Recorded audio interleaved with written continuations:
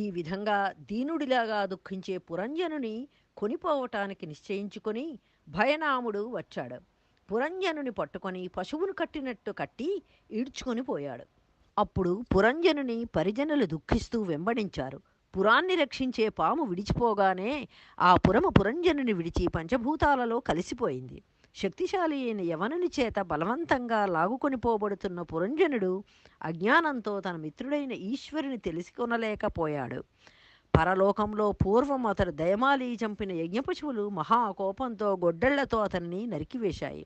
స్త్రీ సంగమ దోషం చేత దూషితుడై జ్ఞానం కోల్పోయిన పురంజనుడు చాలా కాలం పరలోకంలో దుఃఖాన్ని అనుభవించాడు. భార్యను మనస్సులో ఎల్లప్పుడూ స్మరిస్తూ ఉండటం చేత తరువాతి జన్మలో విదర్భరాజు కుమార్తెగా జన్మించాడు. పాండ్యరాజైన మలయధ్వజుడు యుద్ధంలో ఎందరో రాజులను గెలిచి ఆ విదర్భరాజు పుత్రికను వీర్యశుల్కంగా పొందాడు. ఆమె వల్ల అతనికి ఒక కుమార్తె, 7 కుమారులు కలిగారు. ఆ కుమారులకు ఒక్కొక్కరికి 10 కోట్ల మంది కొడుకులు జన్మించి ద్రవిడ దేశాన్ని నేర్పుతో పరిపాలించారు. మలయధ్వజుని కుమార్తె అగస్త్యుని వరించింది. అగస్త్యుడు మలయధ్వజుని కుమార్తె వల్ల దృఢచ్యుతుడు అనే పుత్రుని పొందాడు. ఆ దృఢచ్యుతునకు ఇద్మవాహుడు జన్మించాడు. అప్పుడు మలయధ్వజుడు విరక్తి చెంది భూమిని అంతటినీ తన కొడుకులకు పంచి ఇచ్చి శ్రీహరిని కొలువపూని కులపర్వతం వద్దకు వెళ్ళాడు. మలయధ్వజుని భార్య వైదర్భి గృహాలను సర్వభోగాలను విడిచిపెట్టి చంద్రుని వెన్నింటి వెళ్లే వెన్నెలలాగా భక్తితో భర్తను అనుసరించింది. మలయధ్వజుడు భార్యతో చంద్రమస, తామ్రపర్ణి, నవోదకములనే నదులలో తీర్థమాడి మనసులోని మాలిన్యాన్ని, దేహంలోని మాలిన్యాన్ని తొలగించుకున్నాడు. కందమూలాలను, పండ్లను, విత్తనాలను, పువ్వులను, ఆకులను, గడ్డిని, నీళ్లను ఆహారంగా తీసుకుని గొప్ప తపస్సు చేశాడు. శీతోష్ణాలు, వర్షపాతాలు, ఆకలి దప్పులు, ప్రియాలు, సుఖ దుఃఖాలు అనే ద్వంద్వాలను సమానంగా భావించాడు. తపోవిద్యల చేత, యమ నియమాల చేత కామాది వాసనలను దహించి బ్రహ్మములో తన ఆత్మను కూర్చి ఇంద్రియాలను, ప్రాణాన్ని, మనస్సును గెలిచాడు. మ్రోడులాగా నిలిచి 100 దివ్య సంవత్సరాలు తపస్సు చేశాడు. భగవంతుడైన శ్రీహరిపై ప్రీతి తప్ప మరొకటి తెలియక ప్రవర్తించాడు. తనను దేహానికి భిన్నంగా సాక్షిగా తెలుసుకున్నాడు. దయామయుడైన శ్రీహరి అనే ఆచార్యుడు అనుగ్రహించిన జ్ఞానం అనే దీపపు కాంతి చేత పరబ్రహ్మలో తనను, తనలో పరబ్రహ్మను దర్శించాడు. కాలిన కట్టెలను అగ్ని విడిచినట్లు ఈషణత్రయాన్ని విడిచిపెట్టాడు. దుఃఖ సముద్రమైన సంసారం నుండి వైదొలగాడు. మలయధ్వజుని భార్య వైదర్భి పతినే దైవంగా భావించి జడలు తాల్చి నారవస్త్రాలు కట్టి వ్రత నియమాల చేత బాగా చిక్కిపోయింది. సర్వభోగాలను విడిచి భర్తను భక్తితో సేవించింది. పొగలేని అగ్నిని శుద్ధమైన జ్వాల విడువనట్లు పతిని ఎడబాయిక పరిచర్యలు చేసింది. భర్త మరణించటం తెలియని వైదర్భి పూర్వంలాగా సేవించాలని కదలకుండా కూర్చున్న భర్తను సమీపించి నమస్కరించింది. భర్త పాదాలలో వేడి లేకపోవటం గమనించి గుంపు నుండి తప్పిపోయిన ఆడు లేడిలాగా భయపడుతూ విలపించింది. చనుదోయి కన్నీటితో తడిసిపోగా, విరహ వేదనతో హృదయం దహించుకుని పోగా, సుకుమారమైన పద్మం వంటి పెదవి కందిపోగా, నిర్జనమైన అడవిలో వైదర్భి ఎలుగెత్తి ఏడ్చింది. ఓ రాజా, ఓ మహాత్మా, ఓ సద్గుణమూర్తి, దొంగలైన క్షత్రియాధములు పీడచేత కృషించిన భూమండలాన్ని రక్షించకుండా ఉపేక్షించటం నీకు తగదు. లేచి వచ్చి రక్షించు అని పతి పాదపద్మాలపై తన నుదురు మోపి విలపించింది. కట్టెలు తెచ్చి చితి పేర్చి ఆ చితిలో పతి కళేబరాన్ని పెట్టి నిప్పు ముట్టించింది. వైదర్భి తాను భర్తతో సహగమనం చేయటానికి పూనుకున్నది. అంతలో పురంజనునకు పూర్వసుఖుడు, జ్ఞాని అయిన అవిజ్ఞాతుడు అనే బ్రాహ్మణుడు ఆమెను కలవడానికి వచ్చాడు. అంతలో పూర్వజన్మలో పురంజనునకు మిత్రుడైన అవిజ్ఞాతుడు అనే బ్రాహ్మణుడు అక్కడికి వచ్చి ఆమెను చూచి మంచి మాటలతో ఓదారుస్తూ ఇలా అన్నాడు. వనిత, నీవు ఎవెతవు? ఎవని భార్యవు? ఇతడెవ్వడు? ఎందుకు దుఃఖిస్తున్నావు? నన్ను ఎరుగుదువా? నేను నీ మిత్రుడను.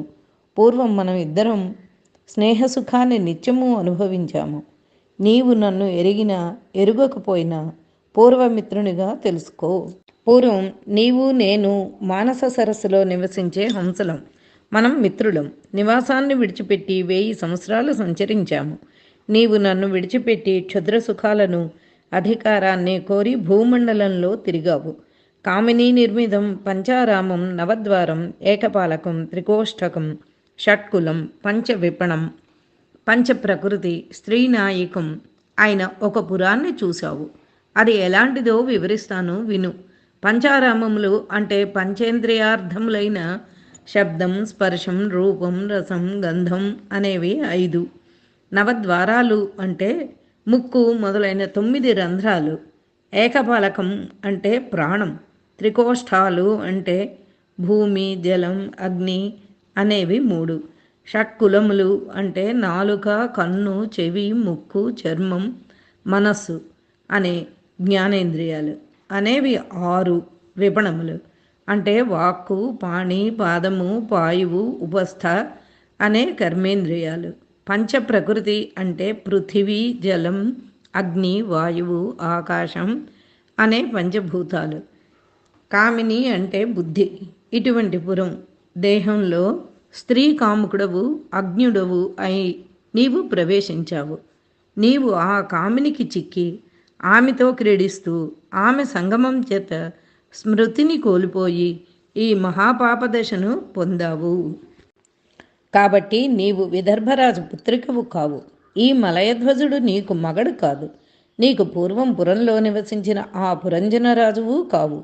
నీవు ఈ జన్మల్లో ఇతరుని భార్యను అని, పూర్వజన్మలో పురుషుడను అని అనుకోవటం కూడా అసత్యమే. ఇదంతా నేను నా మాయ చేత సృష్టించాను. మనం ఇరువురం పూర్వం హంసలం అంటే పరమ పరిశుద్ధులం అని చెప్పాను కదా. మన స్వరూపాన్ని చూడు. నేనే నీవు, నీవే నేను, అంతేకాని వేరు కాదు. పండితులు మనలో తేడాను చూడరు. దేహం ఒక్కటే అయినా అద్దంలో ప్రతిబింబించే రూపము, బింబరూపము వేరుగా తోచినట్లు మన ఇద్దరికీ భేదం లేకున్నా భేదం ఉన్నట్లు కనిపిస్తుంది. ఈ విధంగా ఆ విజ్ఞాతుడు చేసిన బోధ వల్ల తేరుకొని అతని ఎడబాటు వల్ల తాను కోల్పోయిన జ్ఞానాన్ని వైదర్భి రూపంలో ఉన్న పురంజనుడు పొందాడు అని చెప్పి నారదుడు ప్రాచీన బర్హిని చూచి ఈ అధ్యాత్మతత్వాన్ని రాజు కథా నెపంతో నీకు చెప్పాను అని అన్నాడు. ఆ మాటలు విని ప్రాచీన బర్హి నారద మహర్షితో ఇలా అన్నాడు. అయ్యా, మీ మాటలు ఉత్తమ పండితులు మాత్రమే తెలుసుకోగలుగుతారు, కానీ కర్మల వలన అజ్ఞానంలో చిక్కుకున్న మా వంటి వారు ఎలా తెలుసుకోగలరు? ప్రాచీన బర్హి పలుకు విని నారదుడు అతనితో ఇలా అంటున్నాడు. రాజా, ఆత్మ 1, 2, 3, 4 ఇంకా ఎక్కువ పాదాలు కలది, అసలు పాదాలే లేనిది అయిన పురంజనుని దేహంలోనికి ప్రవేశించింది. ఆ కారణంగానే అతనికి పురుషుడు అనే పేరు కలిగింది. అతనినే మనం జీవుడు అని వ్యవహరిస్తున్నాం. పేరు కానీ పని కానీ గుణాలు కానీ లేని కారణంగా తెలియరాని వాడు మిత్రుడు ఈశ్వరుడు. అందువలనే అతన్ని అవిజ్ఞాతుడు అంటారు. జీవుడు అన్ని లక్షణాలతో కలిసి దేహాన్ని గ్రహించే సంకల్పం కలవాడైతే 9 వాకిళ్ళు, 2 చేతులు, కాళ్ళు, ఒక నగరం ఒకటి ఉంది, అది మేలైంది అని భావించాడు. అందులోనికి ప్రవేశించాడు. ఆ పురుషుడు బుద్ధి కారణంగా ఇంద్రియాల ద్వారా ఆ శబ్దం మొదలైన విషయాలను అనుభవిస్తున్నాడు. దానిలోనే అహంకార మమకారాలను పొందుతున్నాడు. ఆ బుద్ధియే ఈ ఉపాఖ్యానంలోని స్త్రీ. దానికి చెరులే జ్ఞానాలకు కర్మలకు కారణాలైన ఇంద్రియాల గుణాలు, చిలికెత్తలు వాని వృత్తులు. 5 తల్ల పామంటే 5 తీరులైన గతులు గల ప్రాణం, 11 మంది భట్లు గలది, గొప్ప బలం కలది, 2 విధాల ఇంద్రియాలను నడిపించేదైన మనస్సు. 9 వాకిళ్ళు గల ఆ పురాణ చుట్టూ వచ్చిన పాంచాల దేశం అంటే 5 విషయాలు: శబ్దం, స్పర్శం, రూపం, రసం, గంధం అనేవి. 9 ద్వారాలు, 2 కన్నులు, 2 ముక్కులు, 2 చెవులు, ముఖం, ముడ్డి, లింగం అనేవి. వానిలో కన్నులు, ముక్కులు, నోరు అనే 5 తూర్పు వాకిళ్లుగా మన్నన పొందాయి. కుడి ఎడమ చెవులు, దక్షిణం వైపు ఉత్తరం వైపు ఉన్న ద్వారాలు. మలమూత్ర విసర్జనావయవాలు పడమటి వాకిళ్ళు. అందు ఒక తావులో ఏర్పడ్డ ఖద్యోతము, ఆవిర్ముఖము అనేవి కన్నులు. నళిని, నాళిని అనేవి ముక్కు రంధ్రాలు. ముఖ్య అంటే నోరు. అంగడి అనేది వాక్కు. రసజ్ఞుడు రసం. ఆపణం అంటే వ్యవహారం. బహుధనం అంటే పెక్కుతీరులైన వంటకం. పితృహువు కుడిచెవి. దేవహువు అంటే ఎడంచెవి. చండమైన వేగం కలవాడంటే కాలానికి సూచకమైన సంవత్సరం. గంధర్వులు పగళ్ళు. గంధర్వీ జాతి స్త్రీలు అంటే రాత్రులు. అవి తిరుగుతూ ఉండడం అంటే ఆయువును తగ్గిస్తూ ఉండటం. కాలకన్యక అనేది ముసలితనం. యవనేశ్వరుడు అనేవాడు మృత్యువు. అతని సేనాభటులే మనోరోగాలు, దేహరోగాలు. ప్రజ్వరుడు అంటే జ్వరం. ఇది 2 విధాలు: శీత జ్వరం, ఉష్ణ జ్వరం. వానికి గొప్ప వేగం ఉంటుంది. దక్షిణ పాంచాలం అంటే పితరుల లోకాన్ని పొందించేది. ప్రవృత్తి రూపకము అనే పేరు గలది అయిన శాస్త్రం. ఉత్తర పాంచాలం అంటే దేవలోకాన్ని పొందించేది, నివృత్తి రూపకము అయిన శాస్త్రం. శృతధరుడు అంటే చెవి. ఆసురి అనే పేరు గల పడమటి వాకిలియే లింగం. గ్రామకం అంటే మిథున సుఖం. దుర్మధుడు అంటే యోని. నిర్వృతి అనే పేరు గల పడమటి ద్వారం గుదం. వైశసం అంటే నరకం. లుబ్ధకుడు అంటే మలద్వారం. గుడ్డివారు కాళ్ళు చేతులు. అంతఃపురం హృదయం. విశూచి అంటే మనస్సు అని ఇంకా ఇలా చెప్పాడు. పుణ్యాత్మ, విను. యోగులలో గొప్ప స్థితి గల ఆ నారదుడు పురంజనుడికి భార్యగా ఆయన బుద్ధిని గురించి, కొడుకులుగా చెప్పబడిన బుద్ధి వికారాలను గురించి వివరించి, ఆ బుద్ధితత్వం ఎలా వికారాలను కలిగిస్తుందో, ఇంద్రియాలు ఏ విధంగా వికారాలు పొందుతాయో, ఆ గుణాల సంపర్కం వలన ఆ బుద్ధికి, ఇంద్రియాలకు సంబంధించిన కదలికలకు జీవుడు గొప్ప స్థితి కలవాడైన సాక్షిమాత్రంగా ఎలా ఉంటాడో, తన పట్టప్రాణైన బుద్ధి ఆ కదలికలను తాను అనుకరించే విధంగా బలాత్కారం చేయగా అతని ప్రవృత్తి ఎలా ఉంటుందో ఆ విషయాన్నంత చక్కగా తెలిసే విధంగా చెప్పి మళ్ళీ ఇలా అన్నాడు. రాజా, రథం అంటే దేహం, గుర్రాలు ఇంద్రియాలు, 7 కోరలు 7 వయసులు, 2 చక్రాలు పుణ్యపాప కర్మములు, 3 బొంగులు అంటే 3 గుణాలు, 5 బంధాలంటే 5 ప్రాణాలు, పగ్గం మనస్సు, సారథి బుద్ధి, రథికుడు కూర్చుండే చోటు హృదయం. రథికుడు అంటే ఇక్కడ జీవుడు. బండి నొగులు అనేది శోకం, మోహం. 5 ఆయుధాలంటే 5 ఇంద్రియాల ప్రసారాలు, 5 విక్రమాలు అంటే కర్మేంద్రియాల ప్రవృత్తి, 7 కవచాలంటే 7 ధాతువులు. బంగారు సామగ్రి అనేది రజోగుణం. తరుగువోని అంపపొది అంటే అంతులేని వాసనలతో ఏర్పడిన అహంకారం అనే ఆధారభూమి. ఏకాదశమూపతి అంటే 11 ఇంద్రియాల సముదాయమైన మనస్సు. ఆసురీ వృత్తి అంటే జీవుడు దేహం వెలుపల చూపించే పరాక్రమం.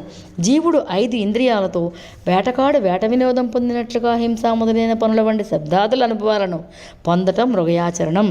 జీవుడు ఇలా ఉండి దేహంలో కళ, గాఢ నిద్ర, మెలకువ అనే దశలలో ఆధ్యాత్మిక, ఆదిదైవిక, ఆది భౌతికాలైన పెక్కు తీరల దుఃఖాలతో కష్టాలను అనుభవిస్తూ అజ్ఞానం కమ్ముకోగా 100 ఏండ్లు కర్మలను ఆచరిస్తూ బతుకుతున్నాడు. నిజానికి అతనికి ఈ గుణాలు లేని లక్షణమే పరమాత్మకు వలె ఉన్నది. కానీ ప్రాణాలు, ఇంద్రియాలు, మనస్సు అనే వాని ధర్మాలను తన యందు ఉన్నవిగా భావించడం చేత ఇటు దుస్థితి కలిగింది. వాని వలన అల్పాలైన కోరికలని నిరంతరం భావిస్తూ నేను, నాది అనే భావనల నిండా నింపుకోవడం వలన ఈ దశ కలిగింది. జీవుడు నిజానికి తనంత తాను ప్రకాశించే పరమాత్మ లక్షణం కలవాడే. కానీ అప్రమేయుడు, అనంతుడు, కర్మఫలాలు అంటులు లేనివాడు, భగవంతుడు, సర్వలోకాలకు గురువైన పరమాత్మను తెలుసుకోలేక ప్రకృతి గుణాలలో తగులుకుని దుఃఖం పొందుతున్నాడు. జీవుడు ప్రకృతి గుణాల సంపర్కం పొందినప్పుడు గుణాల యందు అభిమానం కలవాడవుతాడు, కర్మలకు వశమైపోతాడు. ఆ విధంగా 3 గుణాల వలన కలిగిన పరమాత్మ లక్షణాలకు విరుద్ధమైన కర్మలు అతన్ని బంధించి వేస్తాయి. సత్వగుణ సంబంధం గల కర్మలను ఆచరించాలి అంటే పట్టుదల కావాలి. అట్టివాని చేత గొప్ప వెలుగులతో నిండిన లోకాలను జీవుడు పొందుతాడు. రజోగుణం ఎక్కువగా కల పనుల వలన దుఃఖమే కలుగబోయే ఫలం అయినవి, ఊగులాటతో కూడినవి, ఆయాసం కలిగించేవైన లోకాలను చేరుకుంటాడు. తమో గుణానికి సంబంధించిన కర్మ వలన చీకటి, శోకం, మోహం అధికంగా గల లోకాలను పొందుకుంటాడు. ఇలా కర్మలకు తగిన విధంగా జన్మలెత్తు, పుట్టి చస్తూ మళ్ళీ జన్మిస్తూ కోరికలతో నిండిన మనస్సు కలవాడే జీవుడు ఉన్నత అధమ స్థానాలకు చేరుకుంటూ ఉంటాడు అని ఇంకా ఇలా అన్నాడు. ఒక కుక్క ఆకలి బాధను తట్టుకోలేక ఇల్లిల్లూ తిరుగుతూ ఉంటుంది. ఒక్కొక్క చోట అదృష్టం లేకపోవటం వలన కర్రదెబ్బ తగులుతుంది. అదృష్టం బాగుంటే దొంగతిండి లభిస్తుంది. ఇదంతా దైవయోగం. అలాగే జీవుడు కూడా తన అదృష్టాన్ని బట్టి ప్రియాన్ని, అప్రియాన్ని 3 లోకాలలో పొందుతూ ఉంటాడు. రాజా, జీవుడు ప్రయత్నపడి కలిగే దుఃఖాలను పోగొట్టుకోవటానికి మారుపనులు చేస్తూ ఉంటాడు. తల మీద ఒక పెద్ద మోపు పెట్టుకున్నాడు. బరువును తట్టుకోలేక ఆ మోపును భుజం మీదకి దింపుకోవటం ప్రతిక్రియ. కానీ అలా చేసినా బరువు వల్ల కలిగిన దుఃఖం మనస్సు నుండి తొలగిపోదు కదా. అలాగే జీవుడు 3 విధాలైన దుఃఖాలను ఎప్పటికీ తొలగించుకోలేడు. ఒక కర్మ గొప్ప దుఃఖాన్ని కలిగిస్తుంది. దానిని తొలగించుకోవటానికి జీవుడు ప్రతిక్రియగా ఏదో చేస్తూ ఉంటాడు. ఈ 2 మాయ వలన ఏర్పడినవే. అది కలలో కల వచ్చినట్టి వ్యవహారం. ఆ కర్మ వ్యవహారం వాసనలతో పాటు తెగి నాశనమైపోయేది కాదు అని ఇంకా ఇలా అన్నాడు. రాజా, కలలాగా అజ్ఞానం చేత భాసిల్లే అబద్ధం అనదగిన దేహం మొదలైన మళ్లీ సంభవించడం మొదలైన శ్రమతో పని ఏమి అంటావేమో, దానిని గూర్చి విను. కోరదగిన పదార్థం లేకపోతే ఏదో ఒక ఆధారంలో చిక్కుకొన్న మనస్సు కోరి కోరి కలలలో తేలియాడుతూ ఉంటుంది. దాని వలన జీవుడు మెలకువ పొందిన తరువాత ఆధారమైనది అలాగే ఉంటుంది కాబట్టి స్వప్నంలోని సంసారాన్ని వదిలిపెట్టడు. అంటే కలలోని సంసారం అలానే ఉంటుంది.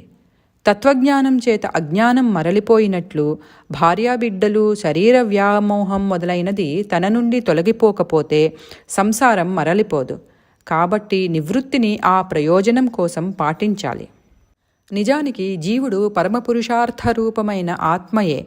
కానీ అన్ని అనర్థాలకు కారణమైన సంసారం జీవునకు ఏ కారణం వలన కలుగుతుందో ఆ కారణం చేతనే ఆ అనర్థాన్ని తొలగించే జ్ఞానం వలన వాసుదేవ పదభక్తి కూడా కలుగుతుంది. పుణ్యాత్ముడా, భక్తితత్వం సరైన తీరులో తెలియాలి అంటే పెద్ద కాలం సాగే విష్ణుభక్తిని పెంపొందించే భక్తికి ఆలవాలమైన గోవిందుని మేలైన కథలను పట్టుకోవటమే గతి. కాబట్టి భగవంతుని కథలను ఎల్లవేళలా చెప్పుకొనేవాడు, పాడుకొనేవాడు అయిన వ్యక్తికి భక్తి కలుగుతుంది. భూమిపై మంచివారు, నిర్మలమైన మనస్సు కలవారు భగవంతుని గుణాలకు సంబంధించిన కథలను ఒకదాని తరువాత ఒకటిగా పలుకుతూ ఉండటం, వింటూ ఉండటంతో ప్రకాశించే హృదయం కలవారు, పాపస్పర్శ ఏమాత్రమూ లేనివారు అయిన భక్తుల సభలో సరసులు, ఉదారులు అయిన మహాత్ములు చక్కగా పలికే శ్రీ మహావిష్ణుని మనోహరమైన గుణాల సముదాయం చేత చాలా రుచికలదిగా చేయబడిన కథలనే అమృతంతో నిండిన నదులను మిక్కిలి ప్రీతితో రాజా మనసారా చెవులనే దోసిళ్లతో భగవంతుని చరితామృతాన్ని త్రావే పుణ్యాత్ములను ఆకలి, దప్పి, గొప్ప భయం, దుఃఖం, వడలు తెలియనితనం మొదలైనవి ఎన్నటికీ తాకవు. కాబట్టి భక్తులతో కలిసిమెలిసి ఉండక తనకు తానే భగవంతునికి, భాగవతులకు సంబంధించిన కథలను చెప్పుకుంటూ ధ్యానం చేస్తూ ఉంటే ఆలస్యం మొదలైన దోషాలు కలుగుతాయి. ఆ పరిస్థితిలో ఈ ప్రాణిలోకం తనతో పాటు ఏర్పడిన ఆకలి మొదలైన వానిచేత ఆపదలు పొందినదై భగవంతుని కథలు అనే అమృత ప్రవాహం విషయంలో ఆసక్తి పొందదు. ఇది సందేహం లేని మాట అని ఇంకా ఇలా అన్నాడు. గొప్పగా కొనియాడదగిన శీలం కలవాడా, బ్రహ్మ, శివుడు, మనువులు, దక్షుడు మొదలైన ప్రజాపతులు, పరమనిష్ఠగల సనకుడు మొదలైన జ్ఞానసంపన్నులు, పులస్త్యుడు, భృగువు, పులహుడు, క్రతువు, అత్రి, మరీచి, అంగిరసుడు, వశిష్ఠుడు, ఇంకా ప్రసిద్ధికెక్కిన గొప్ప పుణ్యాల పంట పండించుకొన్నవారు, నేను తుదిగా ఉన్న బ్రహ్మవాదులందరూ వాక్కుల సమితికి ప్రభువులై కూడా సమస్తమైన బుద్ధితో తపస్సు, యోగం, విద్య, మనోనియమం మొదలైన వానిని గూర్చి తర్కించి నిగ్గు తేల్చుకొన్నవారై ఉండి కూడా ఎంత వెదికినా సర్వసాక్షి అయిన ఈశ్వరుని కానలేరు. అది ఎలాగయ్యా అంటావేమో. వేదం చాలా గొప్పది, ఎంతో వ్యాప్తి కలది, దానికి అంతం లేదు. అటువంటిది మరొకటి లేదు. అటువంటి దానిని వల్లెవేస్తూ వేరు విధాలైన మంత్రాలను జోడించి దేవనామంగల శుభాన్ని కూర్చే సామర్థ్యం గల ఇంద్రుడు మొదలైన నానా దేవతలను ఇష్టదైవంగా ఎంచుకుని ప్రీతితో పూజిస్తూ ఉంటారు. అట్టి వారికి నిజమైన పరమాత్మతత్వం ఎలా తెలిసి వస్తుంది? రాజా విను. ఆత్మగా భావించబడే ఆ భగవంతుడు ఎప్పుడు ఎవరిని అనుగ్రహిస్తాడో అప్పుడు ఆ భాగవతుడు పూజ్యమైన ఆత్మ కలవాడే.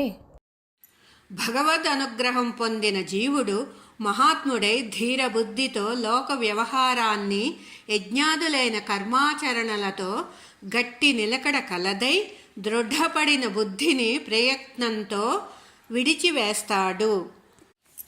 రాజా, కాబట్టి నీవు కూడా పరమార్థాలుగా కనిపించేవి, మనస్సును ఆకర్షించేవి, వినటానికి ఇంపుగా ఉండేవి, పరమాత్మను తాకనివి అయిన పెక్కు విధాలైన యజ్ఞాది కర్మలయందు అవే పురుషార్థాలు అనే బుద్ధిని పెట్టుకోకు. మరి గొప్ప తెలివితేటలు కలవారు శ్రీ మహావిష్ణువుని మాత్రమే నిరూపించే వేదాన్ని కర్మపరంగా వక్కాణిస్తూ ఉంటారు. వారిని వేదతత్వం తెలిసిన వారు అనటానికి వీలులేదు. వారు నిత్యం సత్యం అయిన పరమాత్మతత్వాన్ని పట్టుకునే సామర్థ్యం కలవారు కారు. కాబట్టి నీవు తూర్పునకు చివుళ్ళు కలుగునట్లుగా దర్భలను పరచి భూమండలాన్నంతా యజ్ఞవేదికగా చేసి నేనింత వాడను అనుకుంటూ వినయాన్ని వదిలివేసి చాలా పశువులను చంపటం తెలుసుకున్నావు. కానీ నిజమైన కర్మతత్వము ఏమిటి, విద్యా స్వభావము ఏమిటి అనేది తెలుసుకోలేదు. ఆ కర్మ విద్యా స్వభావాలు ఏమిటంటే సర్వేశ్వరుని సంతోషపెట్టేదే కర్మం, సర్వేశ్వరుని యందు బుద్ధి పుట్టించేదే విద్య. ఆ సర్వేశ్వరుడే దేహం ధరించి జీవులకు ఆత్మయు పాలకుడును కాబట్టి మానవులకు క్షేమాన్ని కలిగించేది ఆయన పాదాలను ఆశ్రయించటమే. అతడు మిక్కిలి ప్రియమైనవాడు, మన సేవలు అందుకునేవాడు అయితే దుఃఖం అణుమంత కూడా కలగదు. అటువంటి ఆ భగవంతుని తత్వాన్ని తెలుసుకొని బోధించగలవాడే పండితుడు, గురువు, హరి అని చెప్పి ఇంకా ఇలా అన్నాడు. స్వచ్ఛమైన శీలంకల ఓ రాజా, నీ సందేహాన్ని ఈ విధంగా తీర్చాను. చాలా పూనికతో మరొక్క రహస్యమైన విషయాన్ని నీకు తెలియచేస్తాను, మదిలో నిలుపుకో. రాజా విను. ఒక జింక పూల తోటలలో తిరుగుతూ ఉంటుంది. కొద్దిపాటి పూలవాసన వెంటపడి మనస్సులో పొంగిపోతూ తిరుగుతూ ఉంటుంది. వెంట కొన్ని ఆడజింకలు ఉంటాయి. దాని మనసంతా వాని మీదనే అంటి పెట్టుకొని ఉంటుంది. తుమ్మెదలు ఝంకారాలతో చెవులకు విందు చేస్తూ ఉంటాయి. దాని ముందు తన ప్రాణాలను లాగివేయటానికి తోడేళ్ల మంద ఉత్సాహంతో నిలబడి ఉంటుంది. వేటగాడు మిక్కిలి వాడి బాణాలతో పిరుదులను చీల్చి ఉంటాడు. గుండెలో చావు భయం కలుగుతూ ఉంటుంది. తప్పించటానికి ఒక్క ఉపాయం కూడా కానరాదు. పిచ్చి తిరుగుళ్లతో అతలాకుతలం అయిపోతూ ఉండే ఆ లేడిలాగా జీవుడు సర్వకాలాలలో ఏదో అయిపోతూ ఉంటాడు. జీవుడు స్త్రీల నివాసాలలో చాలా నీచమైన తిండి, శరీర సుఖము మొదలైన కొద్దిపాటి సుఖాలను వెతుకుతూ స్త్రీలతో కలిసి ఉన్నవాడు, వారి అందే ఉంచిన మనస్సు కలవాడు అయి చాలా ఇంపుగా ఉండే ఆడువారి మాటలను వినటమే పని అయినవాడై ఎదురుగా ఆయువును దొంగిలించే పనికి కారణాలైన రాత్రి పవళ్ళు లెక్కించటం అనే పని పెట్టుకోకుండా చాటుమాటుగా వచ్చి పడే యముని ఆయుధాలకు వడలంతా చీలిపోగా వినోదంగా తిరుగుతూ ఉంటాడు. ఇదంతా ఒక పశువు చేష్ట వంటిది.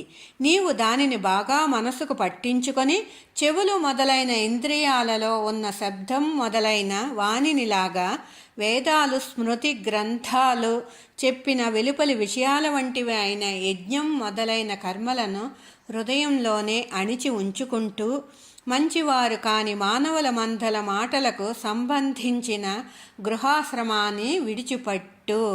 జీవులన్నింటికీ అందరికీ ఆశ్రయించదగిన వాడైన ఈశ్వరుని సేవించుకో. క్రమక్రమంగా భౌతికమైన సర్వ విషయాల నుండి విరక్తిని పొందు అని నారదుడు ఉపదేశించగా ప్రాచీన బర్హి ఇలా అన్నాడు. మహర్షి వరేణ్య, నీవు సాక్షాత్తు భగవంతుండువు అనదగిన వాడవు. సాటి లేని విజ్ఞానమంతటికి నిధి అయిన వాడవు. ఇట్టి నీవు వివరించిన ఈ ఆత్మతత్వము నా చేత వినబడినది, చక్కగా విచారించబడినది. కర్మలయందే స్థిరంగా నిలిచి ఉన్నవారైన గురువులు కూడా ఈ ఆత్మకు సంబంధించిన తత్వాన్ని ఎరుగరు, తెలిసి ఉండినా ఇతరులకు ఉపదేశించరు.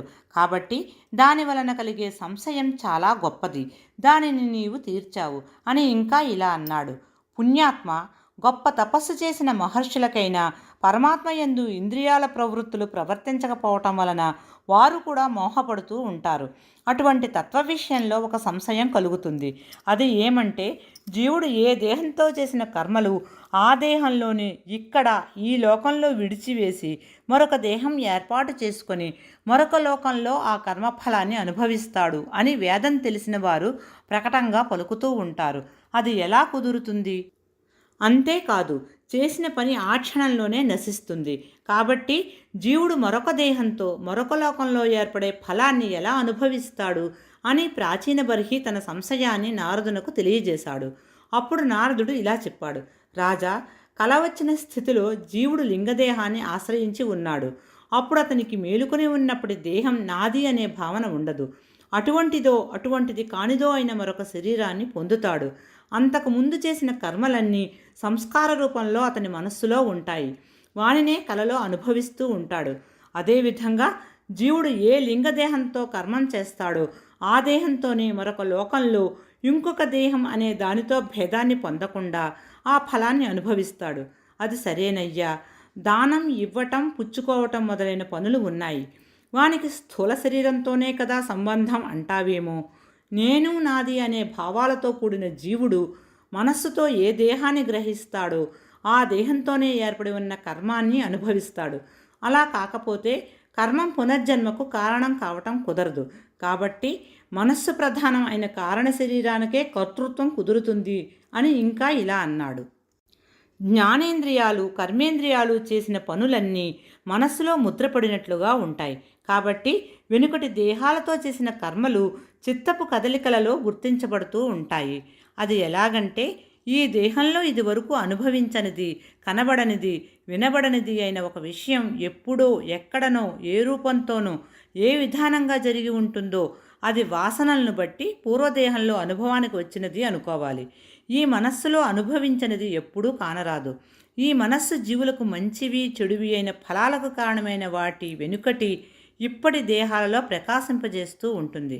ఈ మనస్సునందు కనబడని, వినబడని విషయం కలలో అనుభవానికి వస్తున్నది కదా అంటే అది దేశాన్ని, కాలాన్ని, కర్మను అనుసరించి తెలియవస్తుందని ఊహించాలి.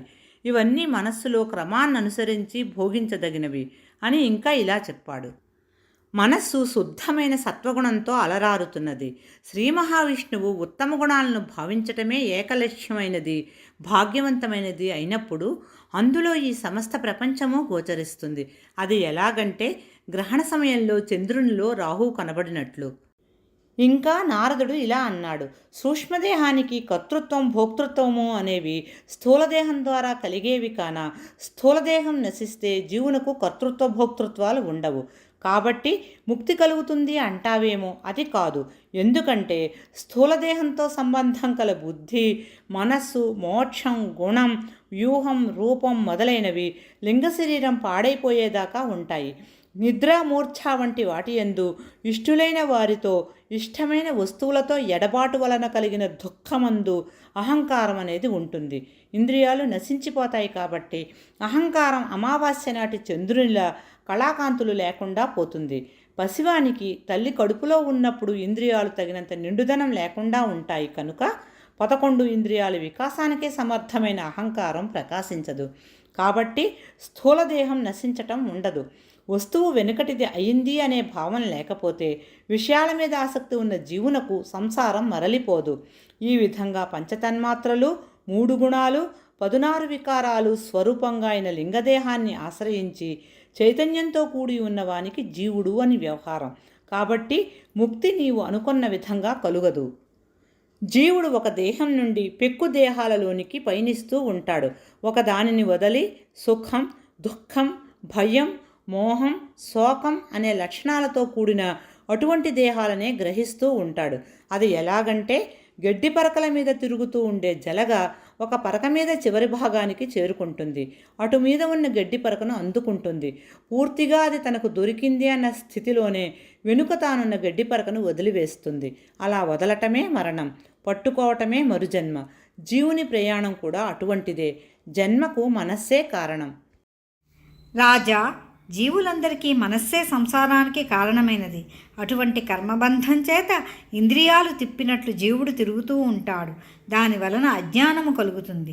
ఎడతెగని ఆ అజ్ఞానం విజృంభించడం వలన పెక్కు జన్మలు, దేహాలు, వానికి సంబంధించిన కర్మములు చుట్టుకొని పెనవేసుకుని ఉంటాయి. రాజా, ఈ ఘోరమైన ఆపదకు మూల కారణం అవిద్య అంటే అజ్ఞానం. అది లయించిపోవాలి. అంటే అది అంటూ ఒకటి ఉన్నది అనే భావన కూడా లేకుండా నశించిపోవాలి. దానికి శ్రీపతి అయిన నారాయణుని పాదపద్మాలను నిరంతరము సేవించుకోవాలి. ఆయన జీవుల పుట్టుకకు, ఉనికికి, సంపూర్ణంగా నశించిపోవటానికి కారణమైనవాడు. ఇంద్రుడు మొదలైన ప్రభువులకు కూడా ప్రభువు, అందరినీ కాపాడే ఈశ్వరుడు, జగత్తంతా అతని స్వరూపమే అనే భావంతో దర్శించుకుంటూ ఎల్లప్పుడూ సేవించు. ఈ విధంగా భగవంతుడు పాపం ఏమాత్రము లేనివాడు, భక్తులలో శ్రేష్ఠుడైన నారదుడు గొప్ప కృపతో జీవ ఈశ్వరుల గతిని తెలియజెప్పి సిద్ధగతితో వెళ్ళిపోయాడు. రాజర్షి అయిన ప్రాచీన బర్హి చక్కగా ప్రజలను పాలించటానికి కొడుకులను ఏర్పాటు చేసి తపస్సు చేసుకోవటానికి త్వరతో కపిల మహర్షి ఆశ్రమానికి వెళ్ళాడు. వెళ్ళి అక్కడ నియమాలు పాటిస్తూ మనస్సును పరమాత్మ యందే నిలిపి తగులుములనన్నింటినీ వదిలివేచి గొప్ప ధైర్యం అలవరుచుకొని భక్తి యోగంతో శ్రీ మహావిష్ణువు పదారవిందాలను భావించడమే అమృతం కాగా దానితో విశిష్టమైన చిత్తం కలవాడై బ్రహ్మరుద్రాదులైన మహాత్ములకు కూడా అందరాని తరుగువోని ఆనందమయ స్థానానికి చేరుకున్నాడు అని మైత్రేయముని విదురునకు తెలియజెప్పాడు. ఇంకా ఇలా అన్నాడు, ఇట్లు ముకుందుని కీర్తితో కూడిన ఈ కథ లోకాలను పవిత్రం చేస్తుంది, మనస్సును శుద్ధంగా చేస్తుంది, అన్నింటికంటే గొప్పదైన ఫలాన్ని ఇస్తుంది. దేవఋషి అయిన నారదుని ముఖం నుండి వెలువడినది. ఇది అధ్యాత్మ విద్యారహస్యం. దీనిని పఠించినవాడు వినినవాడు లింగదేహాన్ని వదిలించుకుంటాడు. దానితో బంధాలన్నీ ఊడిపోతాయి. అతనికి విదేహముక్తి కలుగుతుంది. సంసార చక్రంలో పిచ్చి తిరుగుళ్ళు తిరగడు అని మైత్రేయుడు చెప్పగా విదురుడు ఇలా అన్నాడు, మునీశ్వర, పుణ్యాత్మ, ప్రచేతసులను వారు శివుడుపదేశించిన విష్ణుస్థుతితో ఆ కమలాక్షుడు సంతోషించగా ఏ స్థానాన్ని చేరుకున్నారు. వారు దైవేచ్ఛను అనుసరించి శ్రీ మహావిష్ణువునకు ఎల్లవేళలా ప్రియుడైన మహేశ్వరుని కలుసుకుని అతని దయవల్ల మోక్షం పొందారని నీవు చెప్పావు. అది నిజం. ఇంకా ఆ రాజకుమారులందరూ శ్రీహరిని దర్శించుకొనటానికి ముందు ఈ లోకంలో పరలోకంలో ఏ గొప్ప ప్రయోజనాలను మిక్కిలి ఆసక్తితో పొందారు. మహర్షి మైత్రేయ, నాకు తెలియజెప్పు. విదురా, విను. తండ్రి ఆజ్ఞను వారు సంతోషంతో స్వీకరించి సముద్ర గర్భంలో ఉండి సాటిలేని జపయజ్ఞాన్ని అవలంబించి చక్కగా తపస్సు చేస్తూ సంతోషంతో ఉన్నారు. అలా ఉండగా వారు చెదరని స్థితిలో 10,000 సంవత్సరాలు తపస్సు చేశారు. అప్పుడు దయతో నిండిన హృదయం కలవాడు, అభయం ఇచ్చేవాడు, శాశ్వతుడు అయిన శ్రీ మహావిష్ణువు ఆ సమయంలో అచ్యుతుడు తన సాటిలేని శాంతములైన దేహప్రభలతో ఆ రాజకుమారుల తపస్సు వలన కలిగిన దుఃఖాలను పోగొడుతూ స్పష్టంగా వారికి కానవచ్చాడు. గొప్పదైన మేరుపర్వత శిఖరంతో కూడియున్న నీలమేఘం సొంపులతో గరుక్మంతుని మూపుపై ఉన్నవాడు, చాలా అందమైన తన దేహకాంతితో చీల్చివేయబడిన భయం కొలిపే సర్వదిక్కుల మధ్యనున్న అంధకారం కలవాడు, చాలా గొప్పవి అయిన 8 ఆయుధాలతో, దేవతలతో, మహర్షులతో, భక్తులతో, పరిజనులతో కూడియున్నవాడు, ప్రకాశిస్తున్న సువర్ణ కుండలాలు బుజ్జగిస్తున్న చెక్కిళ్ళు తావులు కలవాడు, సుందరమైన నవరత్నాలు గల దివ్య కిరీటం కలవాడు, కౌస్తుభమని వేలాడుతున్న శుభమైన కంఠం కలవాడు, సుకుమారమైన పచ్చని వస్త్రం ధరించినవాడు, హారాలు, అంగదాలు, కంకణాలు, అందెలు అనే ఆభరణాలతో అలరారుతున్నవాడు. ఆయన 8 చేతులు సుకుమారంగా పొడవుగా అలరారుతున్నాయి. ఆ చేతులు మధ్య భాగం ఒక వృత్తం ఆకారంతో ఒప్పుతున్నది. ఆ నడుమ శ్రీదేవి అలరారుతున్నది. ఆమె కాంతులతో పోటీ పడుతున్నదా అన్నట్లు ప్రకాశిస్తున్న వైజయంతి అనే వనమాలతో ఆ స్వామి వెలుగొందుతున్నాడు. ఆయన కీర్తిని దేవతలు, గరుడులు, యక్షులు, కిన్నెరలు సాటిలేని విధంగా పాటల రూపంలో కొనియాడుతున్నారు. ఆ సవ్వడి అన్ని దిక్కుల మధ్య భాగాలను నింపివేస్తున్నది. అది ఆయన గొప్పతనాన్ని మనస్సునకు తెలియజేస్తున్నది. లక్ష్మీపతి అయిన నారాయణుడు దయను వెలార్చే చూపులతో ఆ రాజకుమారులను చక్కగా చూచి ఉరుమువలే గంభీరంగా ఉండే తీయని మాటలను ప్రేమానురాగాలు బుట్టిపడే విధంగా ఇలా పలికాడు. తాపస శ్రేష్ఠులైన ప్రచేతసులారా, సంతోషంగా వినండి. మీరు చెలిమిలో ఒకే భావం కలవారు. అటువంటి మీ మంచితనానికి నాకు చాలా ఆనందం కలిగింది. నేను తప్పక మీ కోరికను తీరుస్తాను. స్పష్టంగా చెప్పండి. మిమ్ములను సుఖంగా నిద్రకు పోయే సమయంలో తలుచుకునే నరుడు ఎల్లవేళలా అన్నదమ్ములయందు చెలిమి, భూతదయ, స్వచ్ఛమైన బుద్ధి, మంచివారియందు ప్రీతి కలిగి సమస్త పాపాలు పోయినవాడే విశ్వంలో సుఖిస్తాడు. ఇంకను రుద్రుడు గానం చేసిన నా స్తోత్రాన్ని ప్రతిదినం చదివిన వారికి కోరిన వరాలిస్తాను. శుభాలను కలిగించే బుద్ధి విశేషాన్ని కూడా ఇస్తాను. మీరు సంతోషంతో కూడినవారై మీ తండ్రి ఆజ్ఞను అనుసరించటం వలన మీ కీర్తి లోకాలలో వ్యాపిస్తుంది. మీకు గొప్ప బ్రహ్మగుణాలు కలవాడు, తన సంతతి వల్ల 3 లోకాలను నిండించే మంచి గుణాలకు గని అయినవాడు ఆయన కుమారుడు జన్మిస్తాడు. కండు మహాముని తపస్సును పాడు చేయటానికి ఇంద్రుడు పంపిన ప్రంలోచ అనే అప్సరకాంత గర్భం ధరించి ఆ మునివరుని వీడ్కొని స్వర్గానికి పోయే సమయంలో పుట్టిన ఆమె పుత్రికను చెట్లలో ఉంచిపోగా ఆ బిడ్డ అప్పుడు ఆకలితో నోరు పెద్దగా తెరిచి ఎడవగా విని అక్కడకు వచ్చి రాజైన చంద్రుడు చక్కగా అమృతాన్ని కురిపించే తన చూపుడు వేలిని నోటిలో ఉంచాడు. దానితో ఆమె పెరిగింది. చంద్రుని వంటి మోముతో అలరారుతున్న ఆ కన్యను, ఉత్తమ స్త్రీని మీ తండ్రి ఆదేశాన్ననుసరించి మీరందరూ సంతానం కోసం పెండ్లి చేసుకోండి అని చెప్పి పద్మనయనుడైన విష్ణువు ఇంకా ఇలా అన్నాడు. పుణ్యాత్ములారా, మీరు ఒకే విధమైన ధర్మాన్ని పాటించే శీలం కలవారు కనుక మీకందరికీ ఈ సన్నని నడుముగల సుందరి ఏకధర్మశీల, మీకు అర్పించుకున్న మనస్సు కలది అయి భార్య అవుతుంది. మీ తేజస్సుకు ఎదురు ఉండదు. పెక్కువేల దివ్య సంవత్సరాలు భూలోక దేవలోక సుఖాలు అనుభవిస్తారు. అటు పిమ్మట నా యందలి భక్తితో ఈ సుఖాలన్నీ నరకం వంటివి అని మీరు భావించి నిర్మలమైన మనస్సు కలవారై నా స్థానాన్ని చేరుకొంటారు అని చెప్పి ఇంకా ఇలా అన్నాడు. రాజకుమారులారా, సంసారంలో ఉన్నవారైన కర్మలను కర్మఫలాలను నాకు సమర్పించుకొని మిక్కిలి మనోహరాలైన అమృతం వంటి నా కథలను వినటంలో ఆసక్తి కల మనసుతో కాలం గడిపేవారైతే వారికి సంసారాలు తెంచుకోరాని భవబంధాలకు కారణాలు కావు. అది ఏ విధమైనది అంటే, నాయనలారా, ప్రచేతసులారా, బ్రహ్మముని గూర్చి మాత్రమే నిరంతరం వాక్కులను ఉపయోగించే మహాత్ములైన యోగిజనులు నిరంతరముగా నా కథలను గానం చేస్తూ ఉంటారు. అందు నాకు వేడుక ఎక్కువ కాబట్టి వారు నావారు. నేను ఎప్పటికప్పుడు నవీనంగా వారిలో నివసిస్తాను. ఆ మహిమ వలన వారికి ఈ ఇళ్ళు వాకిళ్ళు మొదలైనవి సంసార బంధానికి కారణాలు కావు. ఇదంతా విచారించి చూస్తే సత్యం.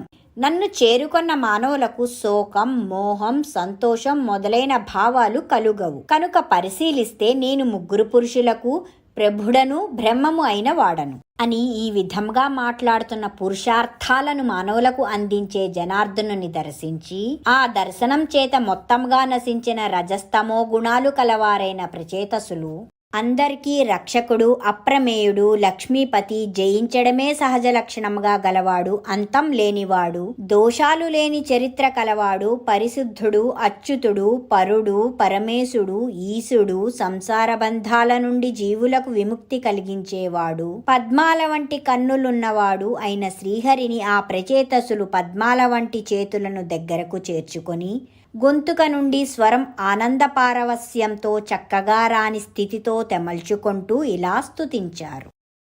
కేశవ, నీవు ఎల్లప్పుడూ ప్రాణులకు కలిగే కష్టాలనన్నింటినీ నశింపజేసేవాడవు. ఎవరి మనస్సులకు మాటలకు అందనివాడవు. నీ గుణాలు, నీ పేర్లు పెక్కు విధాలైన గొప్ప కోరికలకు కారణమవుతూ ఉంటాయి.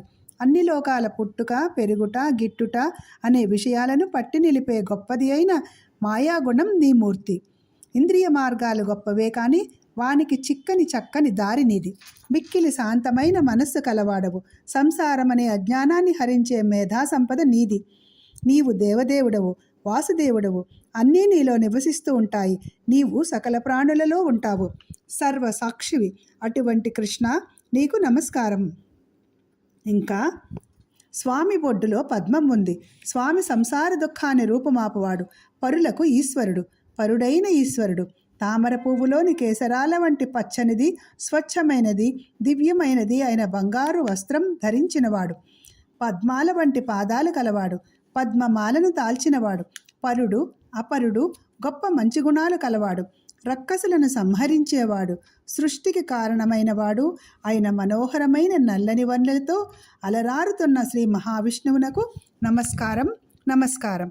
ఈ విధంగా స్తుతి చేసి పద్మదళనైన భక్తుల ప్రయోజనాలను చక్కగా అనుగ్రహించే స్వామి, నీ దర్శనం మా దుఃఖాలన్నీ రూపుమాసిపోవటానికి కారణమైంది. తొలగించుకొనరానివి, భరించటానికి అలవి కానివి అయిన కష్టాల అవస్థతో దుఃఖం పొందుతున్న మాకు నీ గొప్పదైన మంచి కరుణను చూపటం కంటే మించిన అనుగ్రహం భావిస్తే లోకంలో మరొకటి ఏముంటుంది? స్వామి, నీవు అశుభాలను తొలగిస్తావు. ఐశ్వర్యంతో కూడినవాడవు, మహాత్ముడవు, లోకాలన్నింటినీ ఏలే దేవరవు.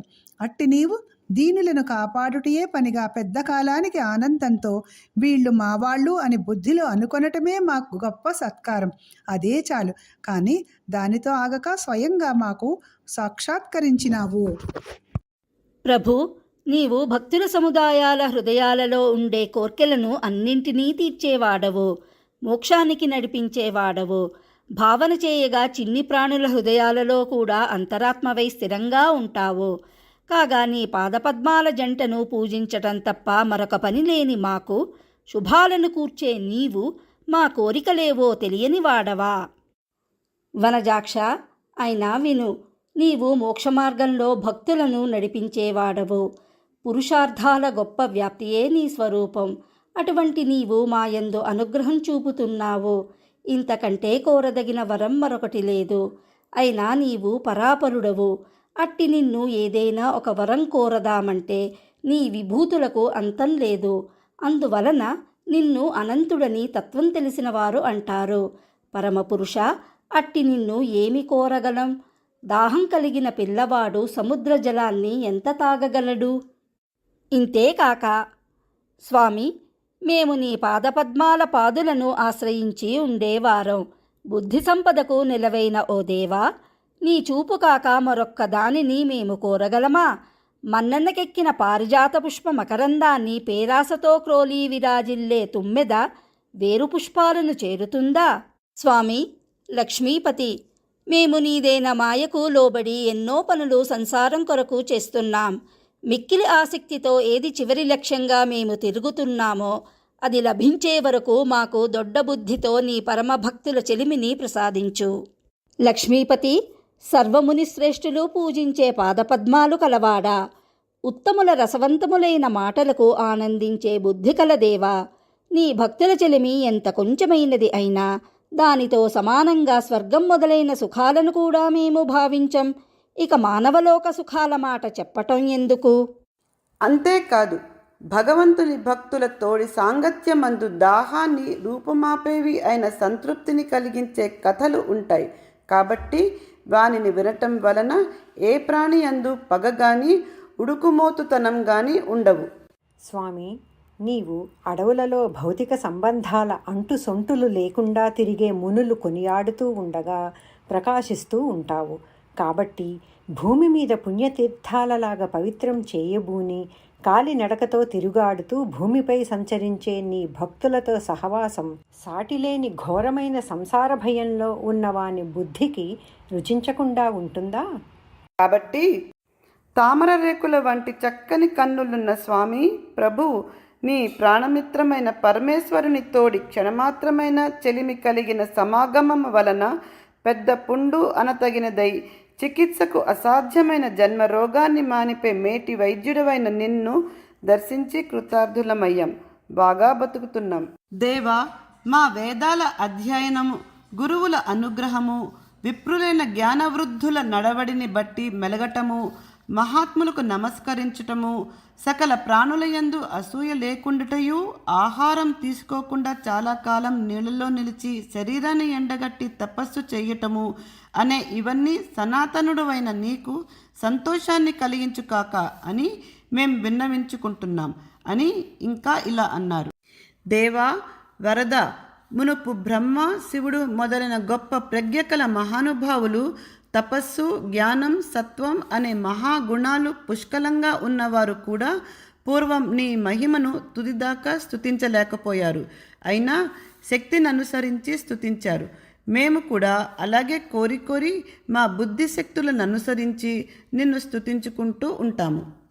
స్వామి, నీవు అందరి యందు ఏకరూపంగా ప్రవర్తించేవాడవు, సనాతనుడవు, పరిశుద్ధుడవు, శ్రేష్ఠుడవు, వాసుదేవుడవు, సత్వమే మూర్తి అయిన వాడవు, భగవంతుడవు. అట్టి నీకు నమస్కరించదము అని ఇట్లు ఆ ప్రచేతసులు స్తుతించగా శరణు కోరిన వారి యందు వాత్సల్యం గల మహావిష్ణువు తృప్తి పొందిన భావన కలవాడై వారు కోరిన వరాలు ఇచ్చాడు. ఆ రాజకుమారుడు సంతోషం పొంగిపొరలగా మరీ మరీ సన్నుతి చేయగా లక్ష్మీపతి అయిన శ్రీమన్నారాయణుడు మనసులో నిండు మోదం పొంది భక్తులను పాలించే శీలం కలవాడు కనుక ఆ పని ముగించి తన్ను చూడటమందే గొప్ప కోరిక గల ఆ భక్తులు తృప్తి తీరని వారే చూస్తూ ఉండగా తన స్థానానికి వడివడిగా పోయాడు.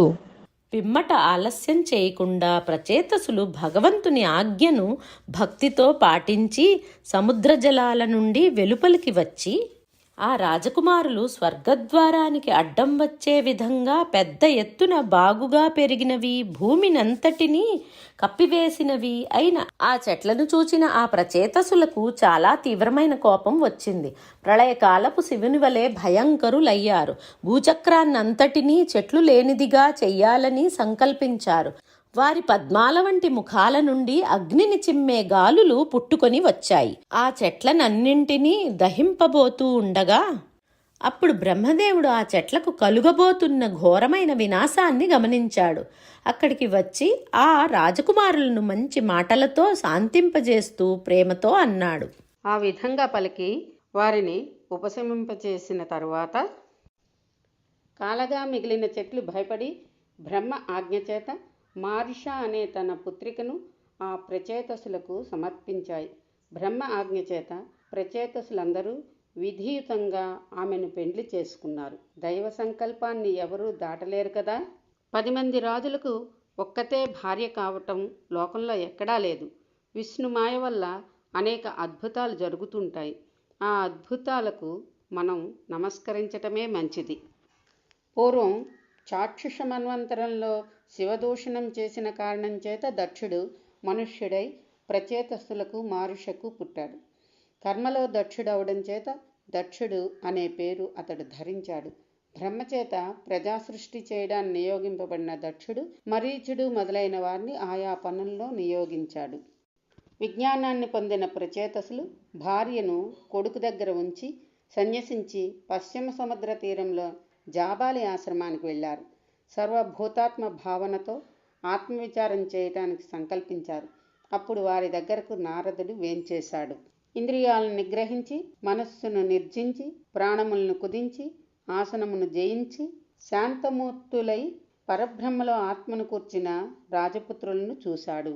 వచ్చిన నారదమునిని చూచి రాజకుమారులు లేచి వేడుకతో నమ్రులై చక్కని వినయంతో మిక్కిలి యోగ్యమైన పూజనములతో అతనికి సంతోషం కలుగజేశారు. పుణ్యాత్మ మునిశ్రేష్ఠ లోకపావన, పూజ్యులైన తమరి రాక అన్ని లోకాలకు మంగళాన్ని కలిగించేది. మా అదృష్ట విశేషం చేత ఈనాడు తమరిని చూడగలిగితిమి. తమరు లోకాలలో సంచరిస్తూ ఉంటారు. దాన్ని అడ్డుకునే శక్తి ఎవరికీ లేదు. సూర్యుని గమనంలాగా ప్రాణులందరి అన్ని భయాలను అది తీసివేస్తుంది అని ఇంకా ఇలా అన్నారు.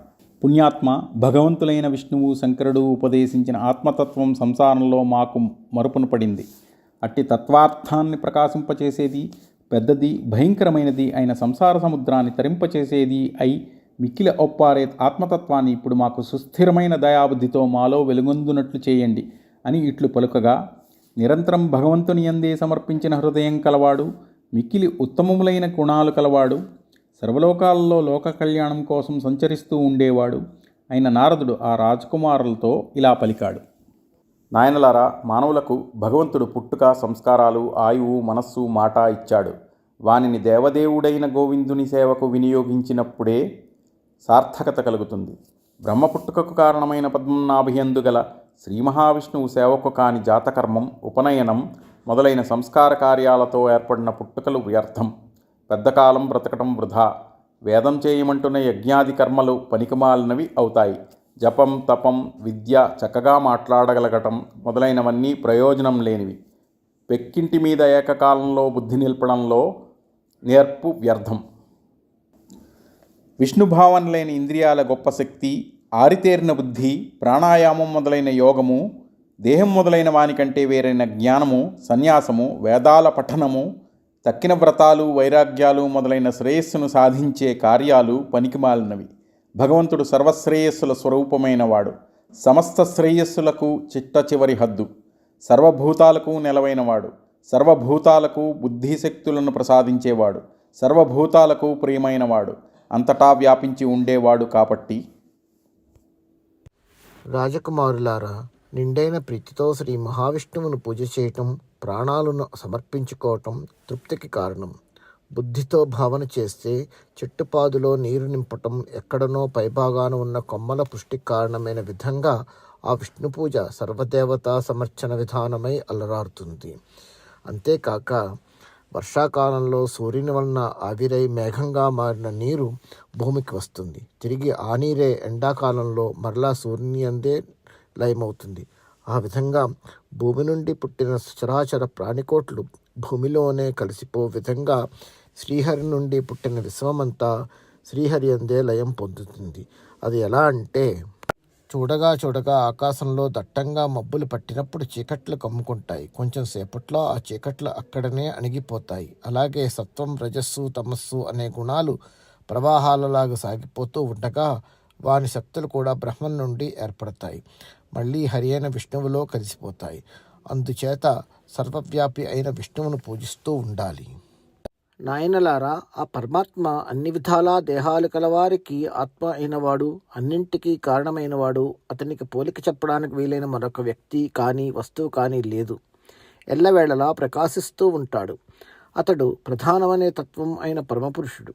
తన తేజస్సు చేత రూపుమాసిపోయిన గుణాల ప్రవాహం కలవాడు. మనస్సు, బుద్ధి, సుఖం, కోరిక, ద్వేషం మొదలైన వ్యవహారాలు లేనివాడు. జీవులను బంధించి నిలిపే గుణాలు అంటుసొంటులు అతనికి లేవు. దేహమే ఆత్మ అనేది భ్రమ, అంటే సత్యం కాని జ్ఞానం. దానిని తొలగించుకోవటమే అతనిని పొందటానికి సాధనం. ఆయనకు జీవులకు వలె పుట్టుక, ఉనికి, చావు అనే వికారాలు లేవు. ఎల్లవేళలా ఆనందంగా ఉండటమే ఆయన స్వరూపం. సర్వమును సర్వులను ఎరిగిన జ్ఞానస్వరూపుడు పరమప్రభువు. అట్టి నారాయణుని భేదం లేని బుద్ధితో సేవించండి. సర్వప్రాణులు యందు గొప్ప దయగలవారు, ఏది దొరికితే దానితో మాత్రమే సంతోషపడేవారు, ఇంద్రియ వికారాలన్నింటినీ అణచివేసుకున్నవారు అయిన మానవుల విషయంలో ఆ స్వామి సంతుష్టుడై ఉంటాడు అని పలికి ఇంకా ఇలా అన్నాడు. అటువంటి పరమాత్మ సజ్జనుల మనస్సుల్లో కోరికల్ని తొలగించి చతురత్వంతో మనస్సును నిర్మలం చేస్తాడు. అటువంటి మనస్సుతో కూడిన ధ్యానం చేత పారతంత్ర్యం కలిగి వాళ్ళ హృదయాల్లో ప్రవేశించి ఆ హృదయాలను దయకు నివాసంగా, గొప్ప గుణాలకు నిలయంగా ప్రకాశింపచేసి అక్కడే వదలకుండా ఉంటాడు. కీర్తి, ధనం, ఉన్నత కులవన్న అహంకారం, తాను చేసే పనుల వల్ల గర్వం పెంచుకొని మదించి సజ్జనులకు క్రీడు చేసే దుర్జనుల పూజను ఆయన స్వీకరించడు. అది ఎలాగంటే, ఓ పుణ్యాత్ములారా, రాజకుమారులారా, తగిన విధంగా తన్ను కోరి అనుసరించే ఇందిరాసతిని సంపద కోసం ఆ లక్ష్మీదేవిని అనుసరించే దేవేంద్రుడు వీళ్ళను శ్రీమన్నారాయణుడు పట్టించుకోడు. నిత్య స్వతంత్రుడు, నిజభక్తవరుదుడు, దీనవత్సలుడు, గుణాధిపతి, పుట్టుకలేనివాడు, పురుషోత్తముడు, జగమంతా నిండిన వాణ్ణి, సర్వేశ్వరుణ్ణి, నారాయణ్ణి, చైతన్యమే ఆనందంగా గల స్వరూపిని, జయింప పడని వాణిని, నాశరహితుణ్ణి, పుండరీకాల వంటి విశాల నేత్రాలు కలవాణ్ణి, కృతజ్ఞుడైన పురుషుడు సంతోషంతో నిండిన హృదయంతో సేవించుకుంటాడా అని మళ్ళీ ఇలా అన్నాడు. మీ వంశంలో గొప్పవాడు, చిత్రరథుడు అయిన ధ్రువుడు సవితి తల్లి వాగ్బాణాలచే హృదయానికి గాయమై 5 సంవత్సరాల పసివాడైనప్పటికీ అడవికి వెళ్ళేటప్పుడు దారిలో నేను చేసిన ఉపదేశాన్ని పాటించి భగవంతుడైన పుండరీకాక్షుని ఆరాధించి ఇతరులెవరూ పొందరాని సర్వోత్తమమైన స్థానాన్ని పొందాడు. కాబట్టి మీరు కూడా రుద్రుని ఉపదేశాన్ని అనుసరించి సర్వభూతాంతర్యామి అయిన ఆ పరాత్పరుణ్ణి జన్మరాహిత్యం కోసం భజించండి అని ఈ విధంగా నారదముని రాజకుమారులకు సంతోషం కలిగేలా పద్మనాభుని సచ్చరితాన్ని వినిపించి బ్రహ్మలోకమైన సత్యలోకానికి వెళ్ళాడు. అలా చెప్పి నారదుడు వెళ్ళిన వెంటనే రాజకుమారులు ప్రచేతసులు నారదుని మోము నుండి వెలువడిన మనోహరం, మంగళకరం, పుణ్యం, లోకుల అజ్ఞానం అనే మాలిన్యాన్ని తొలగించేది అయిన శ్రీ మహావిష్ణువు గొప్ప యశస్సును భక్తితో స్తోత్రం చేసి నారాయణునే భావించడం అనే సాటిలేని భక్తిని పొంది గొప్పగా శ్రీహరి శాశ్వత స్థానాన్ని చేరుకున్నారు. ఇలా మైత్రేయుడు విదురునకు తెలియజెప్పి ఇంకా ఇలా అన్నాడు. మహాత్మా, నీవు నన్ను అడిగిన ప్రచేతుసులకు నారదునితో సంవాదంగా అయిన శ్రీహరి మహాత్మ్యాన్ని, మనువు కుమారుడైన ఉత్తానపాదుని వంశం వరుసను నీకు చెప్పాను అని ఇంకా ఇలా అన్నాడు. నారదుడు ఉపదేశించగా ప్రియవ్రతుడు ఆత్మవిజ్ఞానం పొంది భూవలయాన్ని పాలించి తరువాత రాజ్యం భాగాలుగా చేసి కొడుకులకు ఇచ్చి పరలోకానికి వెళ్ళాడు అని చెప్పగా, విదురుడు తాపసులలో గొప్పవాడైన మైత్రేయుని మహిమగల పాదాలను తన తల మీద, శ్రీ మహావిష్ణుని పాదపద్మాలను హృదయంలోనూ నిలుపుకొని మైత్రేయునితో ఇలా అన్నాడు. మహర్షివరేణ్య, దయాశాలి, భక్తవత్సలుడైన శ్రీమన్నారాయణుని తత్వాన్ని నీ వలన తెలుసుకున్నాను అని ఆయన పాదాలకు మరొకసారి నమస్కరించి వినయంతో, ఆ మహర్షి చేత ఆహ్వానింపబడినవాడై ఆనందం నిండుగా కలుగుగా బుద్ధిశాలి అయిన విదురుడు హస్తిపురానికి బంధుజనులను చూడాలి అనే కోరికతో వెళ్ళాడు అని శుకమహర్షి దయతో పరీక్షిన్ మహారాజునకు ఈ ఉపాఖ్యానాన్ని తెలియజెప్పాడు. దీన్ని విన్నవానికి ఐశ్వర్యం, ఆయువు, సంపద, కీర్తి, శుభం, సద్గతి కలుగుతాయి. ఈ విధంగా శుకమహర్షి పరీక్షిన్ మహారాజునకు చెప్పిన కథను సూత మహర్షి పరమానందంతో శౌనకుడు మొదలైన మహర్షులకు తెలియజేసినాడు. రసవంతాలైన వాక్కులతో విరాజిల్లు స్వామి, గుణాలకు సముద్రమైనవాడా, సాగరమే మలనూలుగా గల భూమిని భరించే ఎట్టి బరువునైన అలవోకగా తాల్పగల మేలైన భుజం అనే సర్పరాజు కలవాడా, రాజులలో శ్రేష్ఠుడా, ఖరుడు, దూషణుడు మొదలైన రాక్షసులు అనే దట్టమైన చీకట్లకు మిక్కిలి తీవ్రమైన కాంతి కిరణాలు గల సూర్యుడా, శివుని వింటిని విరవడం క్రీడగా అయినవాడా, భక్తులను కాపాడే ప్రభూ. స్వామి శ్రీరామచంద్ర, నీవు ఒక బాణంతో మారీచుడనే మాయలేడిని మట్టుపెట్టావు. నీ కంటి కొనలో కారుణ్యం ఎల్లవేళలా జాలువారుతూ ఉంటుంది. భక్తులు ఒక పెద్ద సముద్రం అయితే దాని అలవు నీవు. పాపాలనే చీకట్లకు నీవు భాస్కరుడవు. దొడ్డ ఇల్లాలు సీతాదేవితో సంగం కలవాడా, సముద్రుని అహంకారాన్ని అణచినవాడా. స్వామి శ్రీరామచంద్ర, నీవు పెక్కండ్రు రక్కసులను మట్టుపెట్టినవాడవు. సుందరి అంటే సీతగా అవతరించిన లక్ష్మియే. ఆమెకు నీవే మన్మథుడవు. రసహృదయులైన విద్వాంసులు నిన్ను మహావిద్వాంసునిగా కొనియాడుతారు. సర్వలోకాలకు ఉపకారం చేసే శీలం నీది. నీ గుణాల వంటి గుణాలు లోకంలో మరెందూ లేవు. వానితో నీవు చక్కగా అలంకరించబడిన వాడవు. నిర్మలమైన ఆనందాన్ని భక్తులకు కలిగిస్తావు. గొప్ప యుద్ధంలో విలాసంగా సంచరించగల మహిమ నీకు ఉన్నది. అతిక్రూర చిత్తులైన రక్కసులను చంపివేశావు. ప్రతి స్కంధం పూర్తి అయిన తరువాత అందులోని కథలను, ప్రత్యేకించి చెప్పుకోదగిన అంశాలను పట్టికలాగా చెప్పటం ఒక సంప్రదాయం. ఆ విధంగా ఆ అంశాలతో ఈ సుదీర్ఘ వచనం ఏర్పడినది. ఇందులోని కథలు, కథాంశాలు ఇలా ఉన్నాయి. దీనిని తెలుగులో రచించిన పోతనామాత్యుడు భాగవత రచనకు తనకు గల యోగ్యతను గురించి ఇలా తెలియజేస్తున్నాడు. తనకు పరమేశ్వరుని దయవలన మేలైన కవితాశక్తి అలవడినది. తన తండ్రి కేసన మంత్రి. తనది సహజంగా ఏర్పడిన పాండిత్యం. ఆ శక్తితో తాను రచిస్తున్న శ్రీ భాగవత మహాపురాణంలో ఇది 4వ భాగం. భాగవతం కల్పవృక్షం కనుక అందులోని భాగాలకు కొమ్మలు అనే అర్థం గల స్కంధ శబ్దాన్ని ఉపయోగించారు. కథాంశాలు: స్వయంభువ మనువు వంశక్రమం. ఆ మనువునకు ఆకూతి, దేవహూతి, ప్రసూతి అనే కూతుండ్రు, ప్రియవ్రతుడు, ఉత్తానపాదుడు అనే కొడుకులు పుట్టారు. ఆకూతిని రుచి అనే ప్రజాపతికి మనువు భార్యగా ఇచ్చాడు. వారికి విష్ణుకళతో యజ్ఞుడు, లక్ష్మీకళతో దక్షిణ పుట్టారు. దేవహూతిని కర్దమ ప్రజాపతికి భార్యగా మనువు ఇచ్చాడు. ప్రసూతిని దక్ష ప్రజాపతికి పత్నిగా ఇచ్చాడు. ప్రసూతి దక్షులకు పెద్ద సంఖ్యలో ప్రజలు కలిగారు. దేవహూతి కర్దములకు చాలామంది కూతుళ్ళు కలిగారు. వారందరినీ రాజర్షులకు, బ్రహ్మర్షులకు ఇచ్చి పెండ్లిండ్లు చేశారు. కర్దముని ఒక కొమరిత కళ. ఆమెకు మరీచికి, కశ్యపుడు ఉదయించాడు. అలాగే పూర్ణిమ అనే పుత్రిక కూడా పుట్టింది. పూర్ణిమకు గంగా, విరజుడు అనేవారు సంతానం.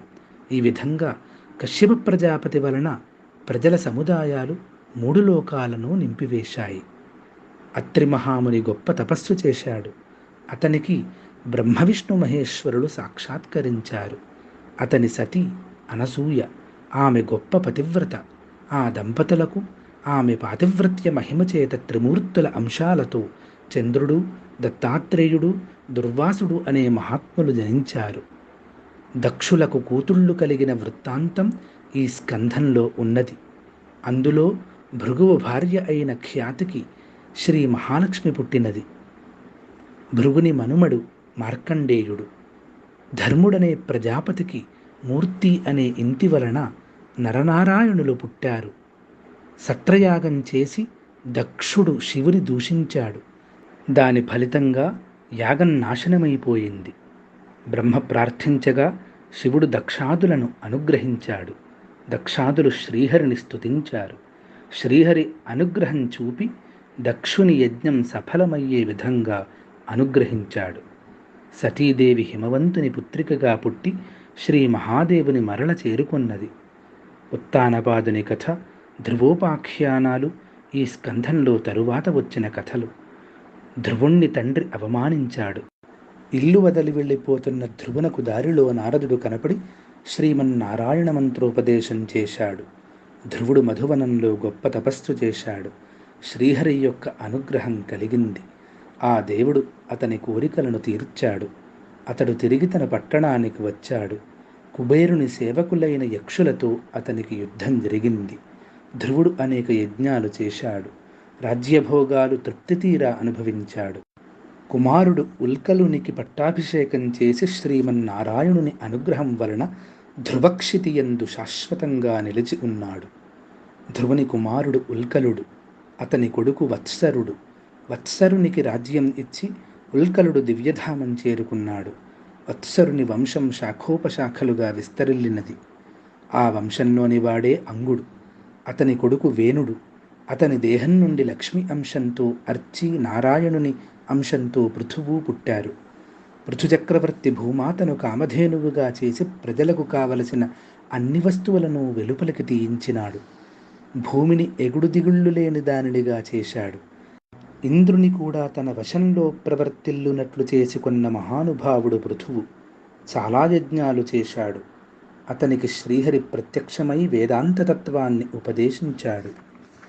అతని యజ్ఞాలకు విఘ్నం చేయగోరి ఇంద్రుడు పాషండులను సృష్టించాడు. పృథువు కొడుకు విజితాశ్వుడు. అతడు ఇంద్రుణ్ణి గెలిచాడు.